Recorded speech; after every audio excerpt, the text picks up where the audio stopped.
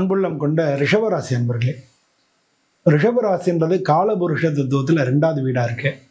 இந்த ரிஷபராசி அன்பர்களுக்கு அதிபதியும் சுக்கிரனா இருக்காரு.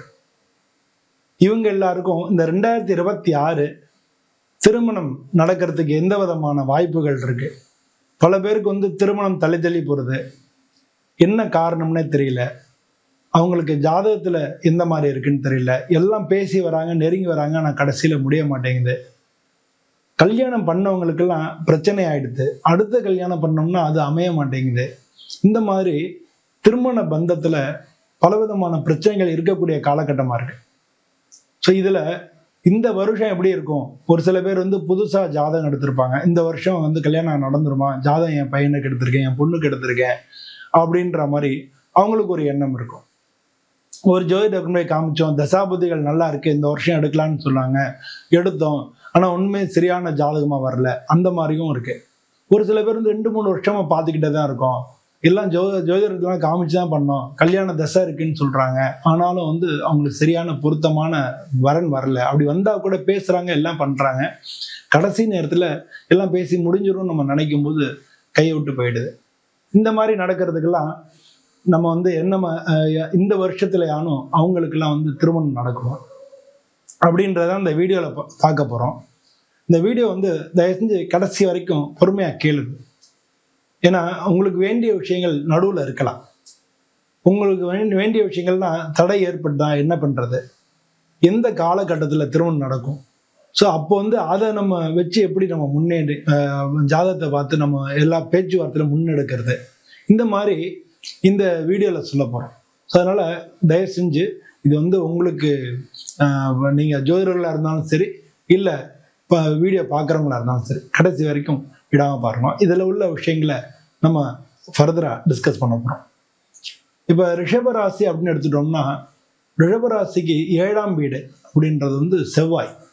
ஸோ செவ்வாய் அவங்க ஜாதகத்துல எப்படி இருக்குன்னு பார்க்கணும் முதல் விஷயம். அது மாதிரி இந்த காலகட்டங்களில் திருமணம் நடக்குமா அப்படின்னா, இந்த கோச்சார கிரகம், ஏன்னா தசாபுதியை பார்த்துக்கோங்க. அப்போ திருமண காலம் இருந்ததுன்னா இந்த கோச்சாரம் எப்போ உதவி பண்ணுது, அப்போ இந்த வருஷத்துல எப்போ கல்யாணம் நடக்க போறது, இதான் நம்ம அதில் பார்க்க போறோம். இவங்களுக்கு குரு பகவான் வியாழ நோக்கம்னு சொல்லுவாங்க. குரு பகவானுடைய அருள் இருக்கா, இந்த வருஷத்துல குரு பகவானுடைய நகர்வுகள் இவங்களுக்கு சாதகமா இருக்கா அப்படின்றது தெரியணும். அதே மாதிரி சனி பகவான் சாதகமா இருக்காரா அப்படின்றது தெரியணும். ராகு கேது எப்படி இருக்கு அப்படின்றது தெரியணும். ஏன்னா இதெல்லாம் வருஷ கிரகங்கள். ஒரு வருஷத்துல இவங்க இருக்கக்கூடிய பொசிஷன் பலவிதமான மாற்றங்களை ஏற்படுத்தும். அதனால நம்ம அதையும் நம்ம அதை பார்த்து எந்த மாசம் உங்களுக்கு பெஸ்டா இருக்கும் அப்படிங்கிறது தான் இந்த பதிவோட நோக்கம். அதுல தடை இருந்தா இவங்களுக்கு எந்த மாதிரியான தடைகள் இருக்கும், அப்ப எந்த மாதிரியான சாமியை நம்ம வணங்கினோம்னா, பரிகாரங்கள் பண்ணா இவங்களுக்கு திருமணம் நடக்கும் அப்படிங்கிறது இந்த பதிவினுடைய முக்கியமான நோக்கம். இது உங்க எல்லாருக்கும் ரொம்ப உதவக்கூடிய ஒரு பதிவா இருக்கணும் அப்படிங்கிறது என்னுடைய பிரார்த்தனை.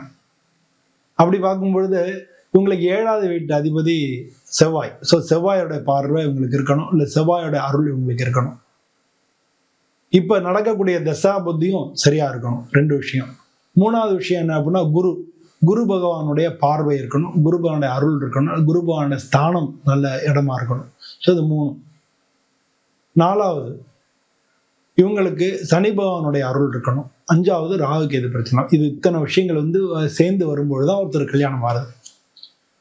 ஸோ அப்படி பார்க்கும்பொழுது இந்த வருஷத்தை பொறுத்த அளவுல குரு பகவான் இப்ப மார்ச் மாசத்துக்கு அப்புறம் தான் இவங்களுக்கு திருமணத்துக்கான அருள், மார்ச் 11ஆம் தேதிக்கு அப்புறம் தான் திருமணத்துக்கான அருள் அவர்கிட்ட நம்ம கிடைக்கிறது. ஏன்னா குடும்பஸ்தானத்துல இருக்காரு, அதுல இப்ப வக்ரமா இருக்காரு. அதனால இப்ப பேச்சுவார்த்தைகள்லாம் விலகி போயிட்டே இருக்கும், இல்ல டிலே ஆகிட்டே இருக்கும். இவங்களுக்கு திருமணம் அப்படின்ற குடும்பம் ஏற்படுறதே டிலே ஆகிட்டே இருக்கும். ஸோ இதெல்லாம் ரிஷபராசி அன்பர்களுக்கு இருக்கும். இது மார்ச் 11ஆம் தேதிக்கு மேல பேச்சுவார்த்தைகள்லாம் நல்லா முன்னேற்றம் இருக்கும். பல இடங்கள்ல நிறைய ஜாதகங்கள் இது வரைக்கும் வரல, நானும் பார்த்துக்கிட்டே இருக்கேன், என் பையனுக்கு ராகு கேது இருக்கு, இல்ல செவ்வாய் இருக்கு, அது மாதிரியான ஜாதகங்கள் பார்த்துட்டே இருக்கேன், இல்லை என் பையனுக்கு எந்த சுத்த ஜாதகம் எந்த பிரச்சனையும் இல்லை, இல்லை என் பொண்ணுக்கு சுத்த ஜாதகம் எந்த பிரச்சனையும் இல்லை, ஆனா நான் பார்த்துக்கிட்டே இருக்கேன், எல்லா இடத்துலையும் நான் பார்த்துட்டு இருக்கேன், சரியான ஜாதகம் செட் ஆகி வரமாட்டேங்குது அப்படின்னு சொன்னவங்க எல்லாருக்கும் மார்ச் 11ஆம் தேதிக்கு மேல ஜாதகங்கள் வர ஆரம்பிச்சிடும். பேச்சுவார்த்தைகள் நல்ல சுமூகமா போகும். ஸோ இது மாதிரி போகும்போது குரு பெயர்ச்சின்னு வரும். குரு பெயர்ச்சி 3வது இடத்துக்கு போனால் கூட அவருடைய பார்வை உங்கள் ஜாதகத்துக்கு 7வது இடத்துக்கு வருது. ஸோ ரிஷபராசி அன்பர்களுக்கும் இந்த வருஷம் திருமணத்துக்கான வருஷம் அப்படின்னு நம்ம சொல்லலாம். ஸோ ரிஷபராசி அன்பர்களுடைய அந்த சனி பகவான் வேற லாபஸ்தானத்தில் இருக்கார். உங்களுக்கு 5வது வீட்டு அதிபதி, ரிஷபராசிக்கு 5வது வீட்டு அதிபதி புதன். ஸோ புதனும் உங்களுக்கு நல்ல பாதையில் வந்துட்டு இருக்கார். ஸோ இது எல்லாமே சேர்ந்து உங்களுக்கு மார்ச் 11ஆம் தேதிக்கு மேலேயே பேச்சுவார்த்தைகள் நல்ல முன்னேற்றம் ஏற்படும். அநேகமாக ஜூலை மாதத்துலேருந்து செப்டம்பர் மாதத்துக்குள்ள உங்களுக்கு திருமணத்துக்கான காலங்கள் நிச்சயமாக இருக்கு. இந்த காலகட்டத்தில் உங்களுக்கு திருமணம் நடந்துடும். இப்போ உங்கள் ஜாதகத்தில் சனி பகவான் 7ல் இருக்கார் அப்படின்னா சனி பகவானுக்கு எள் தீபம் போடுறது நவகிரகங்களில் அவருக்கு ஒவ்வொரு சனி விடாமல் அவருக்கு எள் தீபம் போடுறது, ஒரு வஸ்திரம், கருப்பு வஸ்திரம் இல்லை நீல வஸ்திரம் அவருக்கு சாத்தி ஒரு மாலை போட்டு ஒரு அர்ச்சனை பண்ணுறது, ஒவ்வொரு சனிக்கிழமையும் ஒரு நல்லெண்ணெய் தீபம் ஏற்றுறது. ஸோ இது பண்ணிகிட்டே வரணும். சனி பிரதோஷமாக இருந்தால் கண்டிப்பாக சிவன் கோயிலுக்கு போய் வணங்குறது. இது 7ஆம் இடத்துல சனி இருந்தால் நீங்கள் பண்ண வேண்டியது. இதே ராகுகேது பிரச்சனைகள் இருக்குன்னா ராகுகேது நீங்கள் பரிகாரம் பண்ணினீங்கனாலே இப்போ நடக்கக்கூடிய காலங்களில் நிச்சயமாக உங்களுக்கு வெற்றி கிடைச்சிடும். ஏன்னா குருனுடைய பார்வை உங்களுக்கு அந்த அருளை கொடுத்துரும். பொதுவாக உங்களுக்கு 7வது வீட்டுக்கு அதிபதி செவ்வாய். என் ஜாதகம் சுத்த ஜாதகம், என் ஜாதகத்தில் எந்த பிரச்சனையும் இல்லை, ஆனாலும் திருமணம் தள்ளி போகிறது அப்படின்றவங்க முருகனை விடாமல் செவ்வாய்க்கிழமை முருகனுக்கு போய் அர்ச்சனை பண்ணுங்க. இன்னும் சொல்ல போனால் இந்த மாதிரி உள்ளவங்க கண்டிப்பாக திருத்தணி முருகனை போய் வணங்கிட்டு வந்தீங்கன்னா நிச்சயமா கல்யாணம் ஆகிடும். இந்த வருஷத்துல நிச்சயமா அடிச்சு சொல்றேன், நிச்சயமா கல்யாணம் ஆகிடும். ஸோ அந்த திருத்தணி முருகனை போய் கல்யாணம் ஆகணும் அப்படின்னு சொல்லி வேண்டிட்டு வந்தாங்கன்னா ரிஷபராசிக்காரங்களுக்கு இந்த வருஷம் திருமணம் நடந்துடும்.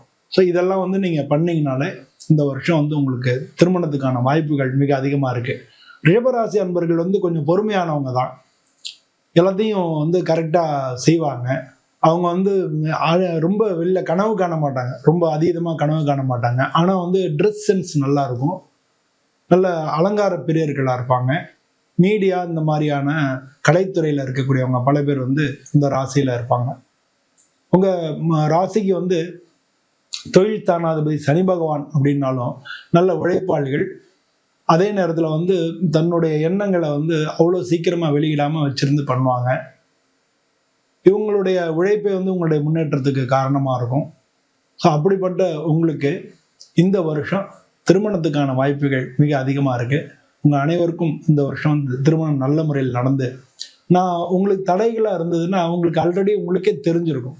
ஸோ நமக்கு இதெல்லாம் தடை ஏற்படுத்துறது எல்லாம் ஜாதகம் கொண்டு போய் காமிக்கும் போது, பொருத்தம் பார்க்கும்போது தான் ஜோதிடர்கள் சொல்லியிருப்பாங்க. ஸோ அதனால உங்களுக்கு இது மாதிரி செவ்வாய் உங்களுக்கு பிரச்சனையா இருந்தால் திருத்தணி முருகனை கண்டிப்பாக போய் வணங்க. ஒவ்வொரு செவ்வாய்க்கிழமை முருகனுக்கு போய் அர்ச்சனை பண்ணுங்க. பக்கத்தில் உள்ள முருகன் கோயிலில் இல்லை சிவன் கோயிலில் முருகன் இருக்கும், வள்ளி தெய்வாயனோட இருக்கக்கூடிய அந்த முருகன்கிட்ட போய் அர்ச்சனை பண்ணுங்க. இது மாதிரி நீங்கள் பண்ணிட்டே வந்தீங்கனாலே நிச்சயமா இந்த வருஷம் உங்களுக்கு கல்யாணம் ஆகிடும்.